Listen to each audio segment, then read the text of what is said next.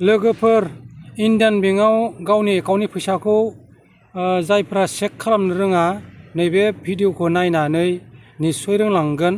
Same process आं जेरैबायदि खालामदों बिदिनो खालामलां अब्लानो बयबो रोंगोन।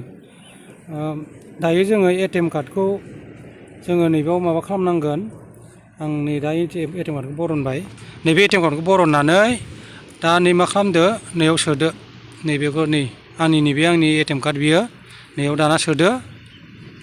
बेयाव सोनायनि उनाव लेंगुवेज सेलेक्ट खालामनो फैगोन।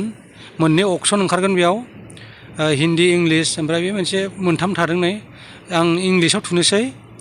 ओमफ्राय दाना आङो बेलेन्ससो नायगोन दै चेकसो खालामनांगोन। बेलेन्स चेक खालामनोबा नैबे नै इनकाउरि बटन ओरैजाय बटन दं दे नै नाहर ओरैजाय नै बिथिं नायना ला। आं जेरैबायदि प्रसेस खालामदों बेबायदि प्रसेसखौ सेम प्रसेस नायनानै खालामबानो जाबाय। नैयाव बटनाव थुना होबाय आङो। बटन थुनानै नैबे दाना इएसआव थुदो। नैबे इएसआव थुबानो जाबाय। इएसआव थुनायनि उनाव सिक्रेट नाम्बार बिसिगोन। दाना नै सिक्रेट नाम्बार बिबायना दाना नोंनि बै मोनब्रै दोननाय सिक्रेट नाम्बारखौ नैयाव थुदो। नैयाव आं दाना थुनोसै आंनि सिक्रेट नाम्बारखौ बे मोनब्रैखौ नै नाय मोनब्रै जाबायना नै दा बे मोनब्रै दाना मा जाखो प्रसेस जासिगोन आरोना दा प्रसेस बेयाव दा बेलेन्सखौ देखायसिगोन आंनियाव बिराद सहसथार। नै दाना नायदो लोगोफोर आंना एकाउन्टआ 0 आं दाख्लैसो बरनदों माने बेयाव दा थाइसेबो गैया बेनिखायनो बेलेन्सखौ नुवासै।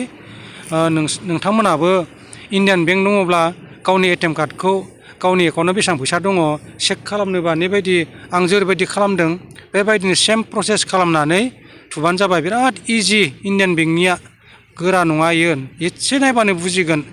बिदिब्ला दिनैनि भिडिअ'आ बेखिनियानो।